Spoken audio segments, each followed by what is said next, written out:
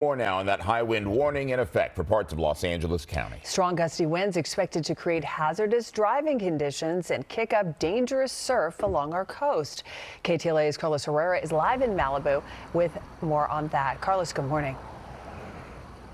Good morning, Megan and Chris. Not bad, at least not yet here in Malibu. That's going to change in the next few hours throughout the morning. These are rare back-to-back wind events impacting Southern California and set to deliver potentially dangerous conditions across our area. Now, the National Weather Service says that we need to prepare for these conditions in the next few days, set to last through at least this weekend. The potentially damaging winds of up to 20, 30 miles an hour to 50 miles an hour in wind-prone areas. It'll impact Los Angeles and Ventura counties.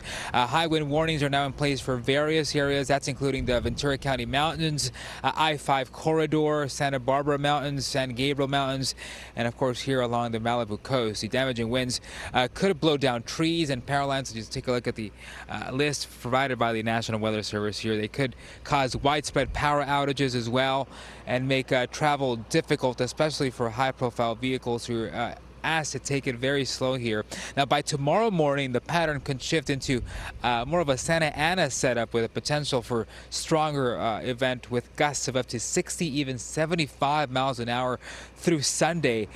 Fortunately, as we come back at our lab, there is no significant threat for wildfires that comes with this Santa Ana wind event, or events for that matter. But with that in mind, the National Weather Service being very clear: prepare, be on alert for the next few days, as these conditions could be potentially hazardous. We'll send it back to you, Chris and Megan.